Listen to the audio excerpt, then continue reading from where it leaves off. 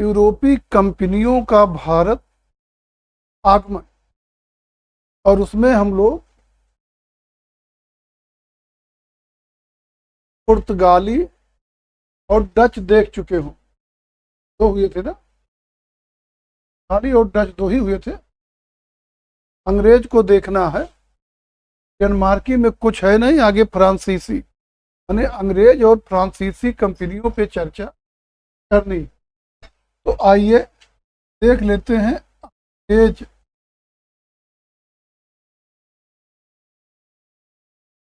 East India company, अंग्रेज east India company. आप देखेंगे 1599 में 1599 में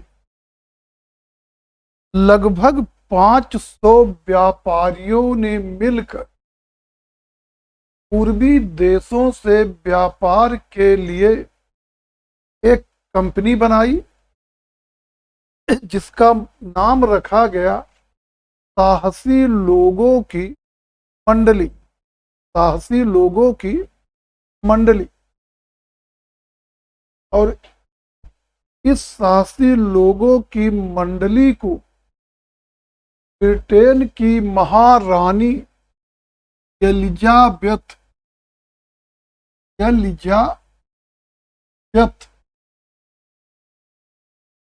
ने 31 दिसंबर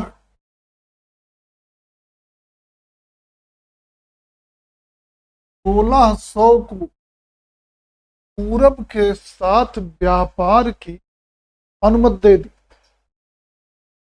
और इस कंपनी के माने अंग्रेज ईस्ट इंडिया कंपनी का स्थापना दिवस ही 31 दिसंबर 1600 माना जाएगा। और कंपनी का नाम रखा गया the governor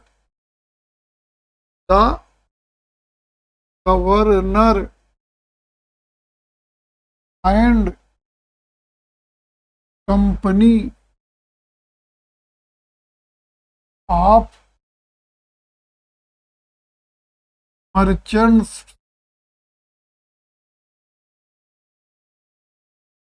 trading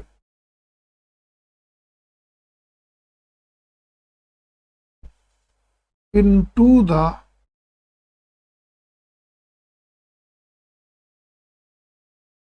East India Governor and Company of Merchants Trading into the East Indies। और देखेंगे इस तरह से कंपनी की स्थापना हो गई। इतने से ही 3 क्वेश्चन आपके बनेंगे। पहला, ईस्ट इंडिया कंपनी का या ईस्ट इंडिया कंपनी को आरंभ में क्या कहा जाता था? साहसी लोगों की मंडली। एक क्वेश्चन यहां बन जाए। दूसरा बनेगा, ईस्ट इंडिया कंपनी की स्थापना कब हुई? तो चाहे सीधे 1600 रहेगी या पूरी तिथि दे देंगे 31 दिसंबर 1600। अगला क्वेश्चन यहां से फिर बना देंगे कि ईस्ट इंडिया कंपनी को पूरब से व्यापार का अधिकार किसने दिया? महारानी एलिजाबेथ ने। अगला फिर बना देंगे, ईस्ट इंडिया कंपनी का नाम था। तो यहां पे लोग चालाकी करते, जो सबसे बड़ा विकल्प हो, जो सबसे बड़ा विकल्प हो वही ईस्ट इंडिया, अंग्रेज ईस्ट इंडिया कंपनी का नाम था। बहरहाल नाम याद किए रहे, नहीं तो कभी धोखा भी हो सकता है। क्या चीज? शब्दों क्यों चेंज करें? चार विकल्प बना दिए, इस्तादो India, United United east India company, एक ये रख दिए, या एक और कोई रख दिए छोटा छोटा, इस तरह बना देते हैं। तो इस तरह से जो है, इसका नाम क्या था, the governor and company of merchants trading into the east Indies. और ध्यान देंगे, केवल पुर्तगाली हैं जो भारत आए थे, मसालों के लिए भारत आए थे। बाकी जितने भी अंग्रेज, सॉरी, यूरोपीय कंपनियां हैं, सब मसालों के लिए जाएंगे दक्षिण पूर्व एशिया। भारत सूती वस्त्रों के लिए आएंगे। और अंग्रेजों ने भी यही किया कि पहले ये दक्षिण पूर्व एशिया से व्यापार किए। भारत में कोठी या फैक्ट्री या बस्ती खोलने का पहला प्रयास 1608 में किए। 1608 में कैप्टन हॉकिंस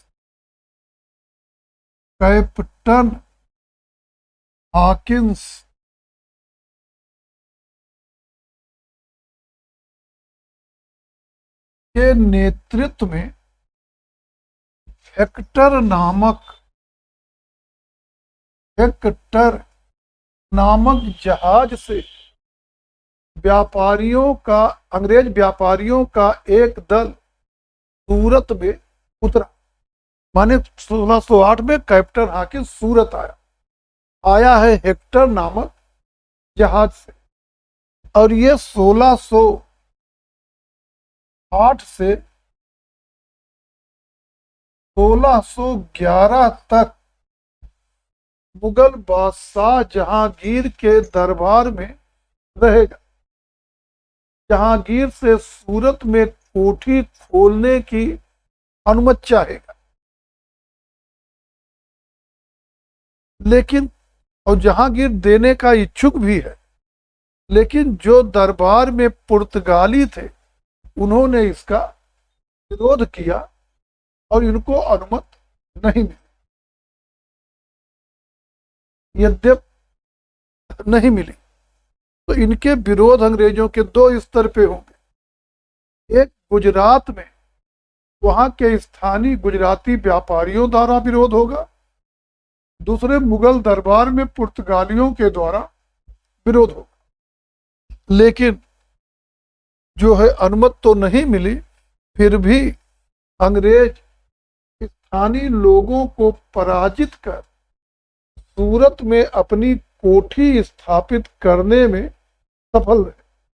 इस तरह भारत में अंग्रेजों की पहली कोठी कहाँ स्थापित हुई? सूरत में। कब स्थापित हुई? 1608 ईस्वी में। ये दो क्वेश्चन बनेंगे, या अब यहाँ कई क्वेश्चन बनेंगे। सीधे जल मार्ग से आकर भारत की भूमि पर कदम रखने वाला पहला अंग्रेज कौन था? Captain Hawkins. कैप्टन हॉकिंस किस जहाज से आया था? हेक्टर। दूसरे, भारत में अंग्रेजों की पहली कोठी या बस्ती कहाँ स्थापित हुई? सूरत में।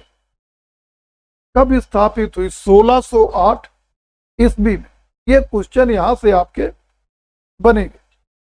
आगे देखेंगे, जहांगीर के दरबार में कैप्टन हॉकिंस जो है, इसे 400 जात का मनसब और फिरंगी खान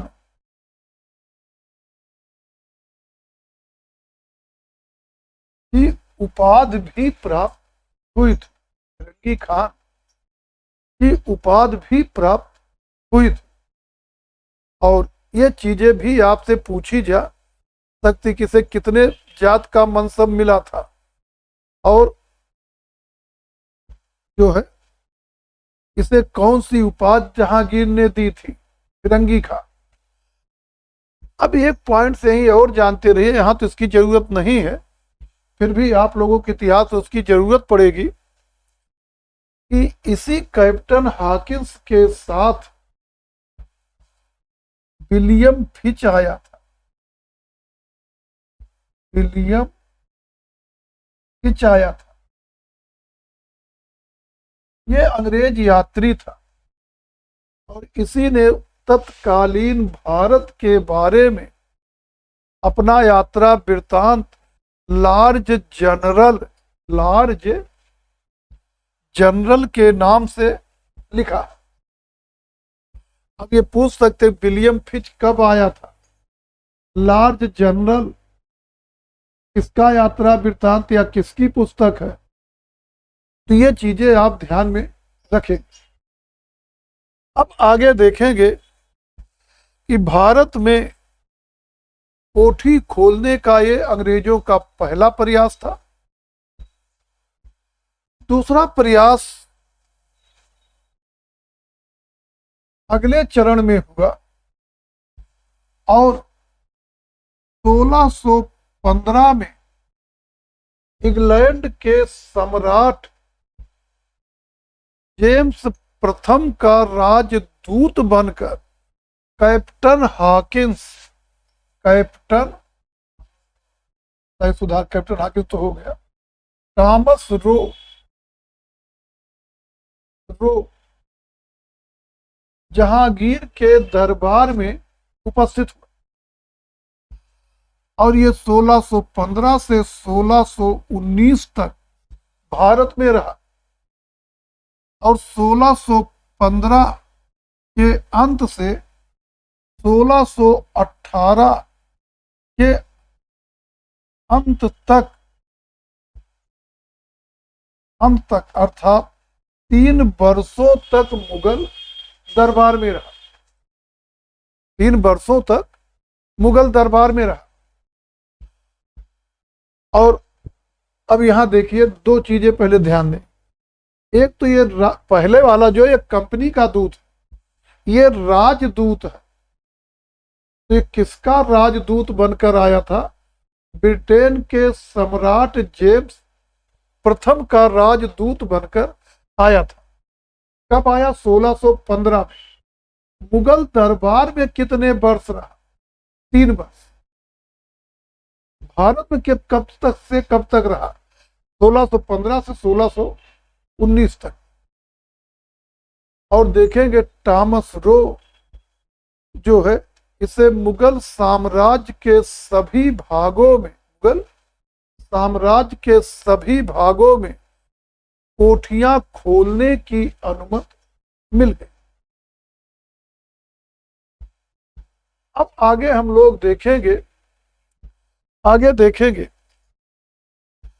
कि 1700 अगले अंग्रेज के रूप में जो आ रहा मेन जो है वह विलियम नॉरिस विलियम नॉरिस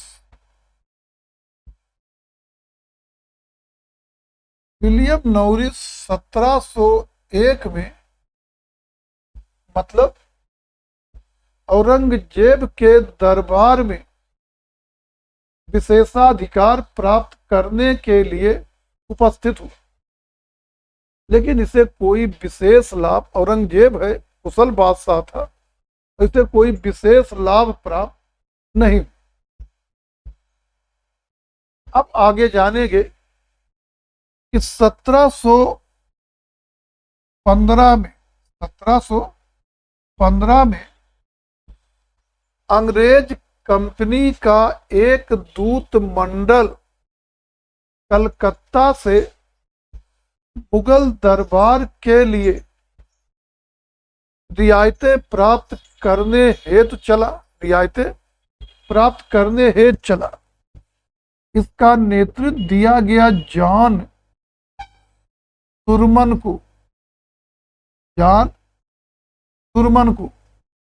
तो जॉन सुरमन के नेतृत्व में 1715 में एक दूत मंडल कलकत्ता से मुगल दरबार में रियायतें प्राप्त करने के लिए चला।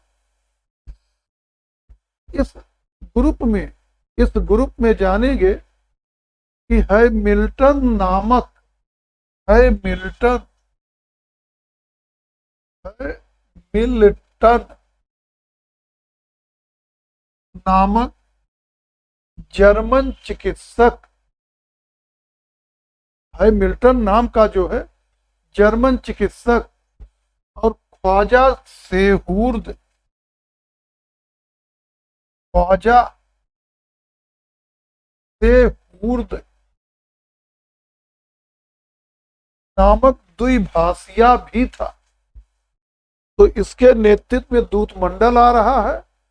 दूत मंडल में हैमिल्टन नाम का जर्मन चिकित्सक और ख्वाजा सेहूर्द नामक द्विभाषिया भी था, और कंपनी के लिए विशेषाधिकार की मांग की, लेकिन अभी कुछ भी इनको प्राप्त नहीं हुआ। शासक इस समय रहेगा फर्रुखसियर, फर्रुखसियर।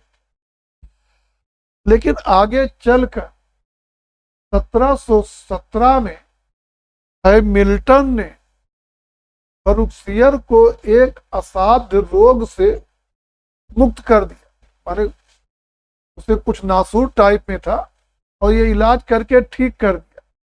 फर्रुखसियर खुश हुआ और 1717 में 1717 में 1717 में फर्रुखसियर ने कंपनी के नाम एक अधिकार पत्र जारी कर दिया, जिसे और ने कंपनी का मैग्ना कार्टा, मैग्ना कार्टा महान अधिकार पत्र कहकर संबोधित किया। मैग्ना कार्टा मतलब महान अधिकार पत्र कहकर संबोधित किया। तो फर्रुखसियर ने 1717 में अंग्रेज कंपनी के नाम एक अधिकार पत्र जारी किया, जिसे इसने और ने कंपनी का मैग्ना कार्टा मतलब महान अधिकार पत्र कहकर संबोधित किया। और इस मैग्ना कार्टा के अनुसार 3000 रुपये वार्षिक देकर अंग्रेज बंगाल, बिहार, उड़ीसा में निःशुल्क आयात निर्यात कर सकते। मतलब बंगाल, बिहार, उड़ीसा में 3000 वार्षिक जमा करके वो व्यापार कर सकते। और ये भी परीक्षा की दृष्टि से बहुत महत्वपूर्ण, परीक्षा के दृष्टि से जो है बहुत महत्वपूर्ण है कि कंपनी को मैग्ना कार्टा कब मिला, 1717 में किसने दिया, फर्रुखसियर ने। और मैग्ना कार्टा के अनुसार इनको मिला क्या, 3000 वार्षिक देने के बदले में बंगाल, बिहार और उड़ीसा में निःशुल्क व्यापार करने की छूट मिल गई। अब आगे देखेंगे कि भारत में इन्होंने अपनी पहली कोठी जो है 1608 में सूरत में स्थापित की। दक्षिण में पूर्वी तट पर अंग्रेजों की पहली कोठी 1611 ईस्वी में 1611 ईस्वी में आंध्र समुद्र तट पर मछली पट्टनम, या इसी को कहिए मुसली पट्टनम में स्थापित की। और यह दक्षिण पूर्वी तट की पहली कोठी, लेकिन भारत की पहली कोठी है 1708 में सूरत में, शायद 1608। क्या चीज,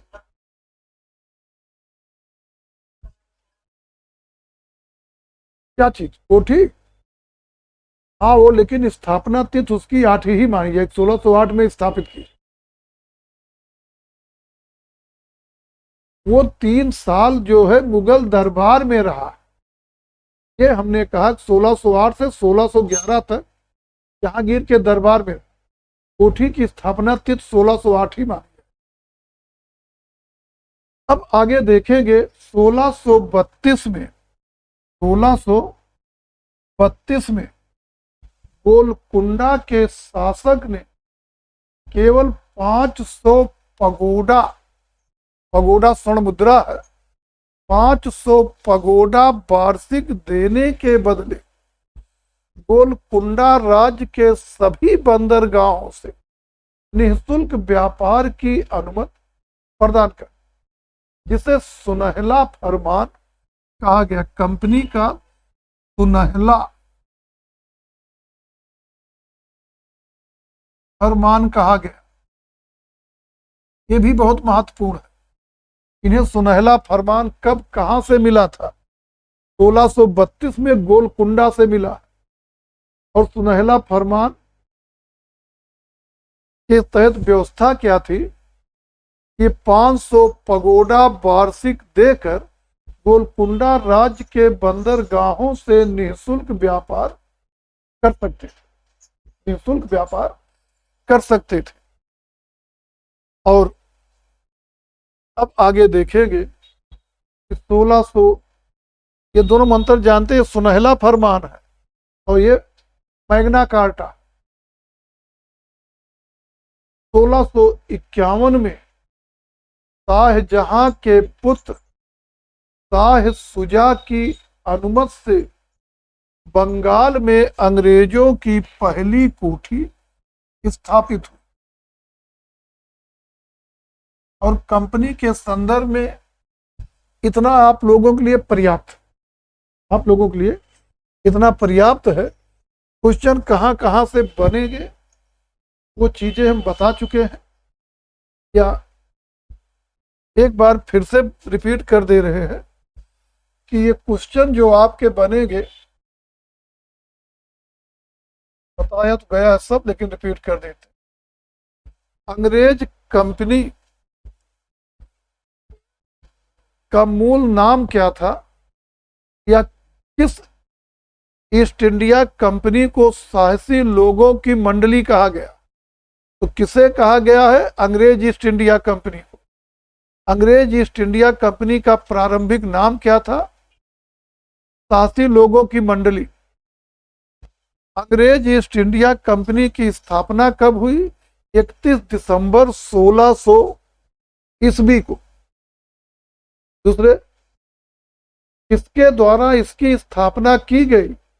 एलिजाबेथ, ये ब्रिटेन की महारानी है, और इन्होंने इसी दिन इस कंपनी को पूरब से व्यापार की अनुमति दी थी। अंग्रेज ईस्ट इंडिया कंपनी का नाम क्या था?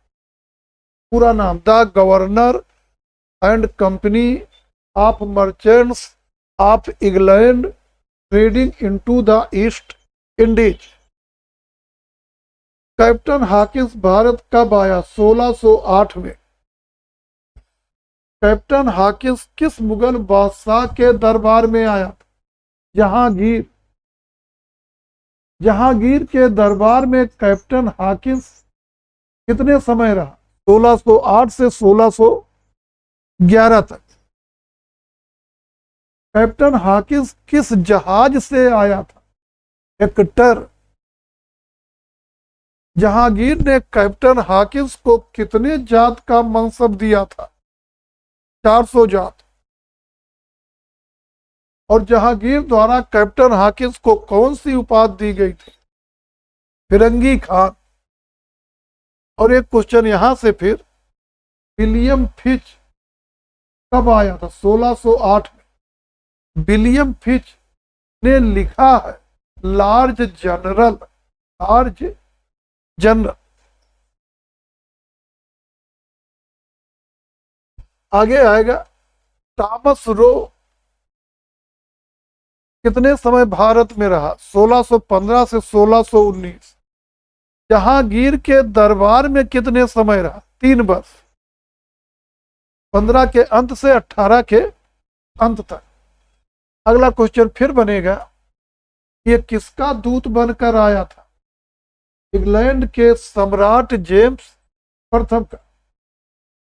और फिर आगे जो है ये भी पूछा, विलियम नॉरिस कंपनी के लिए विशेषाधिकार प्राप्त करने के लिए कब और किसके दरबार में उपस्थित हुआ था? 1701 में औरंगजेब के दरबार। अगला प्रश्न आएगा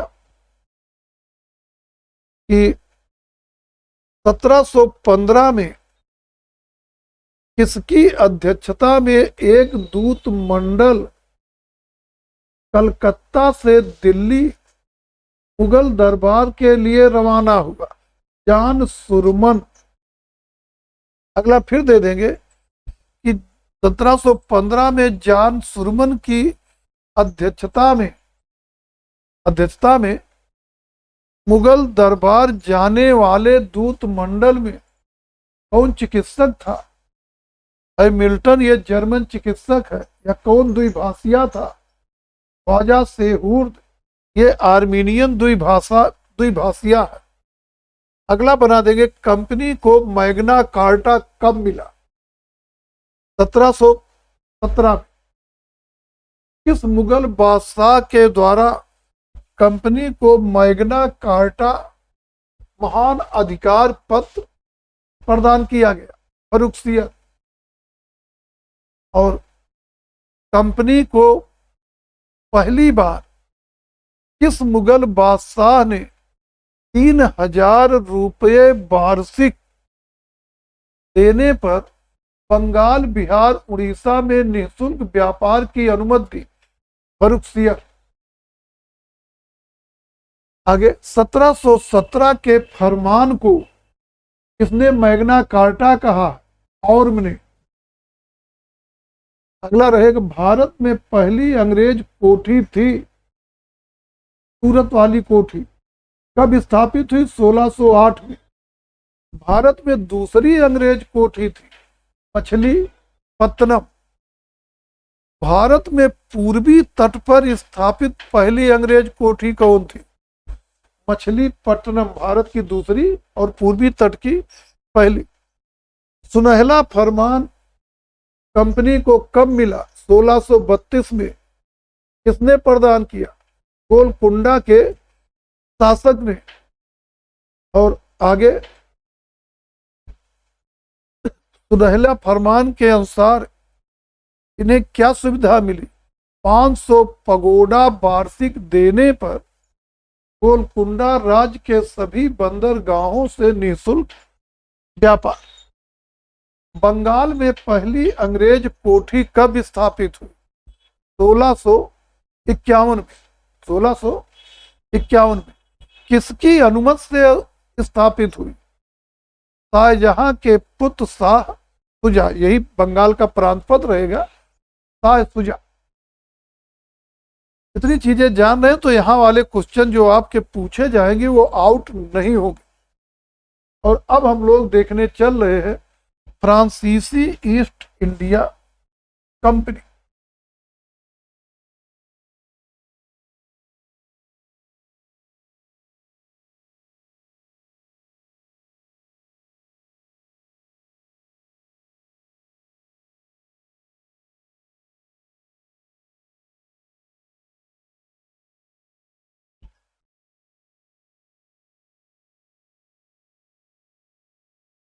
फ्रांसीसी ईस्ट इंडिया कंपनी, आप देखेंगे फ्रांस पूर्वी देशों से व्यापार में पीछे रह गया। इसका कारण था कि फ्रांस यूरोपीय देशों में बड़ा देश था और व्यापार वगैरह को विशेष महत्व नहीं देता था और वो महाद्वीपीय व्यवस्था मतलब यूरोपीय राजनीति में अधिक रुचि ले रहा था। इसीलिए फ्रांस पूर्वी देशों से व्यापार में पिछड़ गया। लेकिन फ्रांस के सम्राट लुई 14वें का एक मंत्री था कोलवर्ट। कोलवर्ट। और कोलवर्ट ने पूरी व्यापार के महत्व को समझा। कोलवर्ट ने पूर्वी व्यापार के महत्व को समझा और कोलबर्ट के अनुरोध पर लुई 14वें ने 1664 में फ्रांसीसी ईस्ट इंडिया कंपनी की स्थापना की। इसका नाम रखा गया कंपनी द इंद ओरिएंटल या कंपनी द इंद ओरिएंटल। कंपनी द कर दी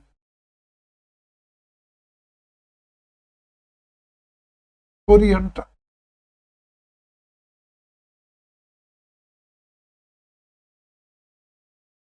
(1564) में कंपनी द इंद ओरिएंटल की स्थापना हुई, लेकिन इसने अपनी आरंभिक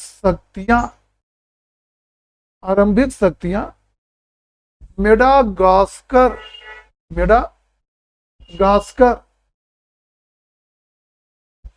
द्वीप को विजित करने में अपव्यय कर दिया। इसीलिए कोठी अपेक्षाकृत इसकी बाद में स्थापित हुई और भारत में पहली फ्रांसीसी कोठी 1669 में गुजरात के सूरत में। पहली फ्रांसीसी कोठी 1669 68 होना चाहिए, 1668 में गुजरात के सूरत में फ्रैंको कैरो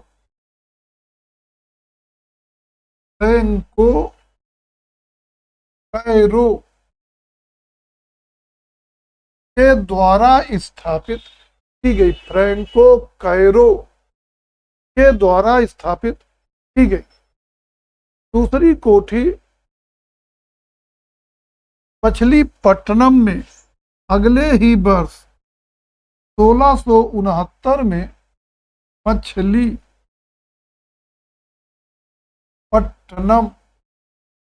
में मरकारा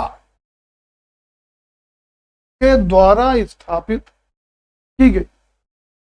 सूरत वाली इनकी भारत की पहली कोठी है और मछलीपट्टनम वाली जो है ये भारत की दूसरी फ्रांसीसी कोठी और पूर्वी तट की पहली फ्रांसीसी कोठी। आगे देखेंगे 1674 में 1674 ईस्वी में फ्रैंको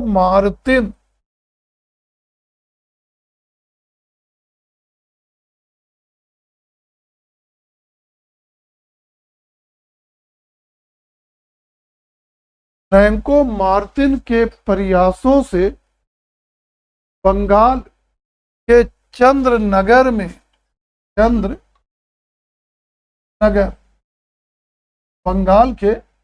चंद्रनगर में पहली फ्रांसीसी कोठी स्थापित हो गई। लेकिन आप देखेंगे कि पहली फ्रांसीसी कोठी स्थापित हो गई, लेकिन आप देखेंगे कि इन फ्रांसीसियों या ये कहिए कि जो अंग्रेज थे वो डचों को पहले ही बेदारा के युद्ध में पराजित करके कमजोर कर चुके थे और आगे 1760 में पांडीवास के युद्ध में चार्ल्स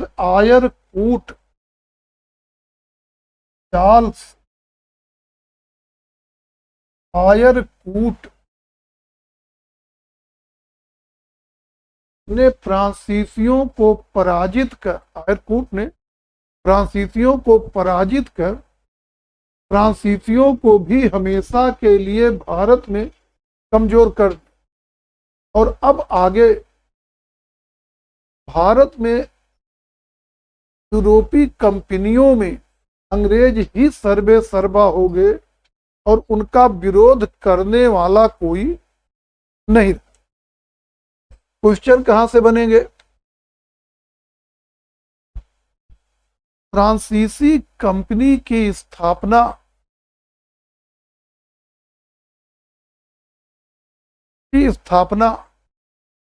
जो है कब हुई? 1664 में।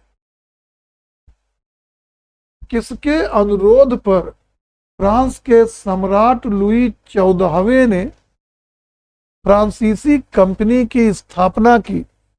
कोलबर्ट। फ्रांसीसी कंपनी का नाम क्या था? Company the Hind oriental.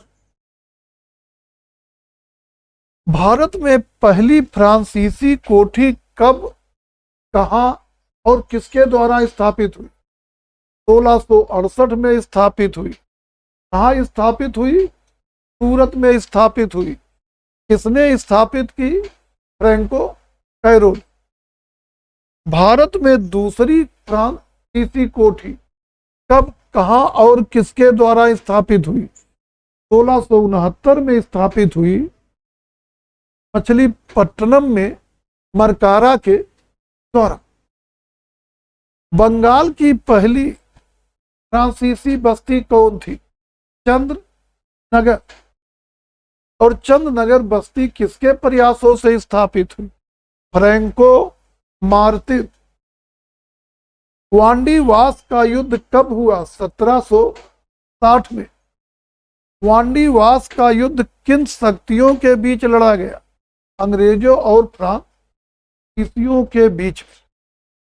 और बस कंपनियों के बारे में इतना ही। एक तो क्रम जानते रहिए, पुर्तगाली, डच, अंग्रेज, डेनमार्की, फ्रांसीसी। और प्लस यही पुर्तगाली कंपनी, डच कंपनी, अंग्रेज कंपनी, फ्रांसीसी कंपनी के बारे में भी एक जनरल सी जानकारी आपके पास होनी चाहिए।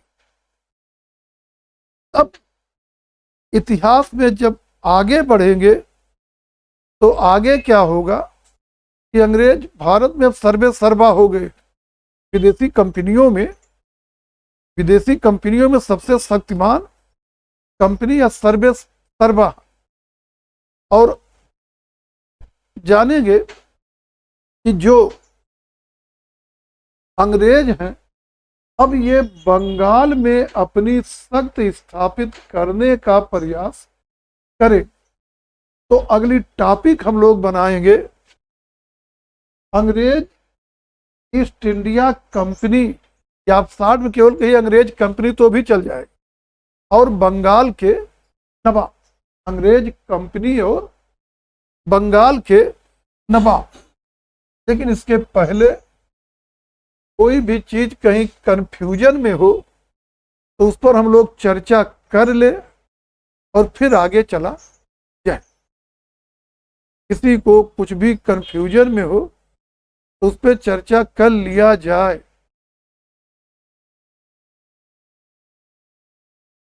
जेम्स प्रथम जो है ये दोनों का समकालीन, हाँ, जहांगीर के समय में भी है और अकबर के में भी है। तो अकबर का अंतिम समय रहेगा, जहांगीर के शासन का समकालिक, दोनों का समकालिक। इसलिए जब पूछे किसका समकालिक एक है नाम पूछ बताना हो तो जहांगीर करिए, और बाकी है दोनों का। कुछ भी और कहीं पूछना है तो आगे चले। अंग्रेज कंपनी तथा बंगाल के नवाब।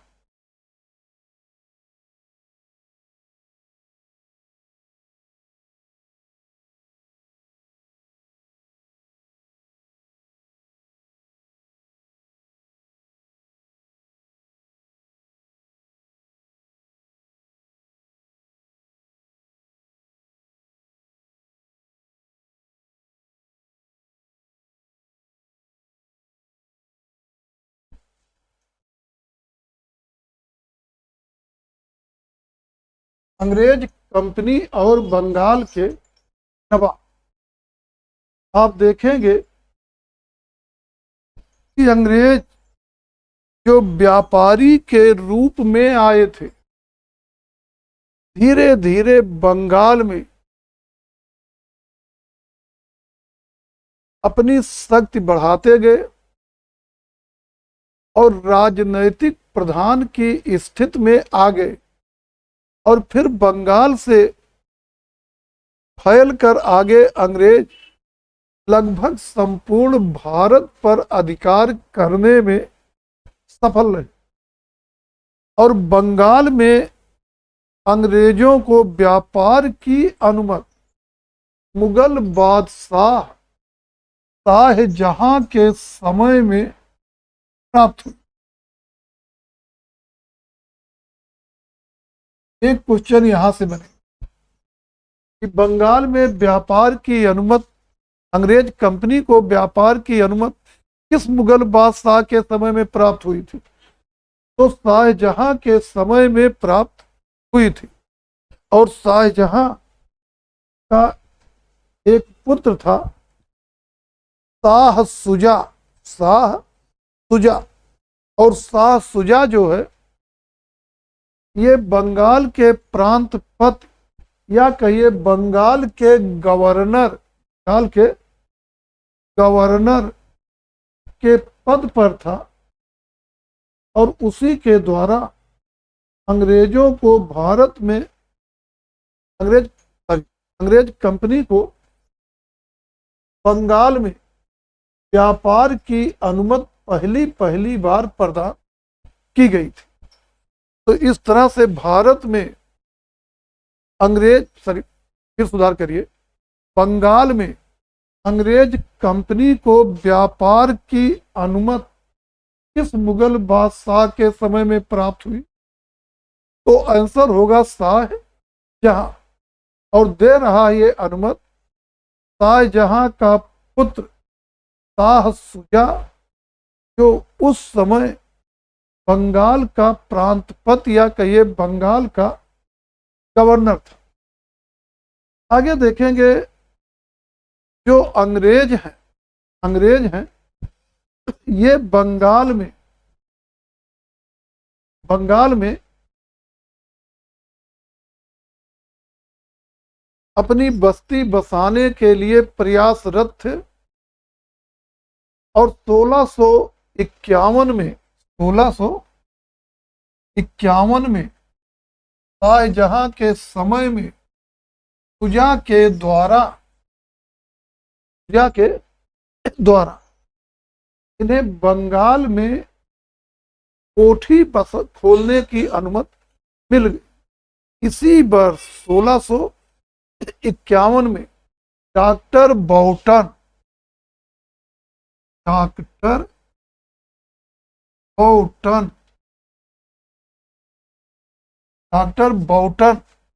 के द्वारा राज परिवार की एक महिला की चिकित्सा करने पर सुजा ने 3000 रुपये वार्षिक के बदले अंग्रेजों को बंगाल, बिहार, उड़ीसा में व्यापार की अनुमति प्रदान कर दी। अब यहां ध्यान देंगे कि ये अनुमति पहली बार इनको मैग्ना कार्टा में मिल चुका है, फर्रुखसियर ने दिया था। तो उस अधिकार पत्र की इसने पुनरावृत्ति कर दी, कि अगर अंग्रेज 3000 रुपये वार्षिक देते रहे तो बंगाल, बिहार, उड़ीसा में व्यापार कर सकते। आगे देखेंगे 1698 में बंगाल में सूबेदार रहेगा अजीम उस स्थान, और अजीम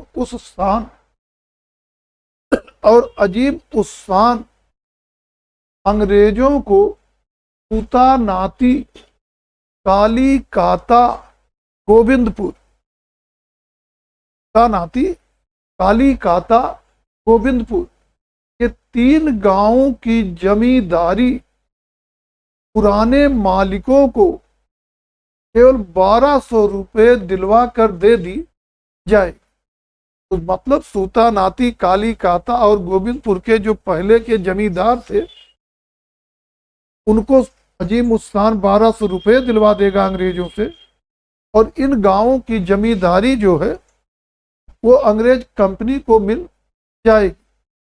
और जाब चारनाक ने इन्हीं तीनों गांवों को मिलाकर आधुनिक कलकत्ता की नींव रखी, आधुनिक कलकत्ता की नींव रखी।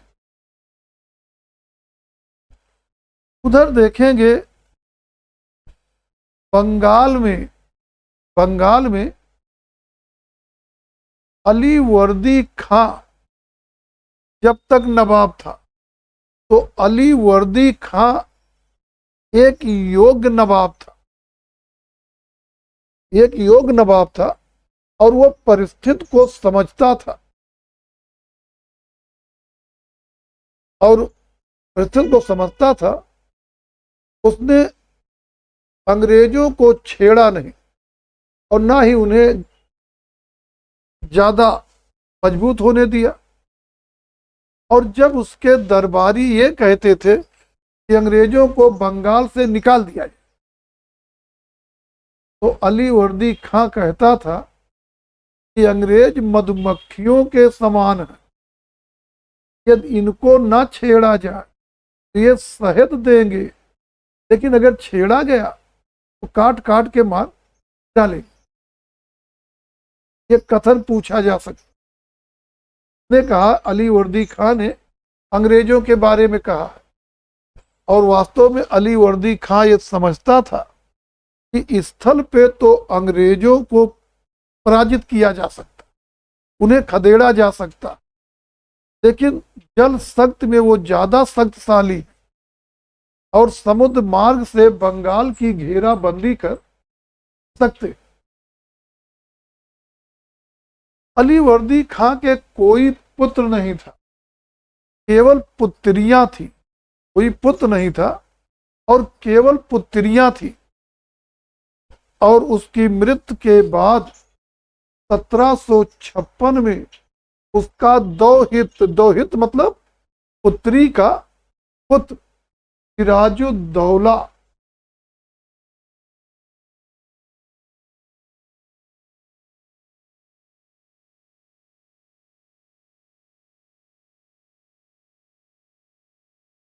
बंगाल का नवाब बना।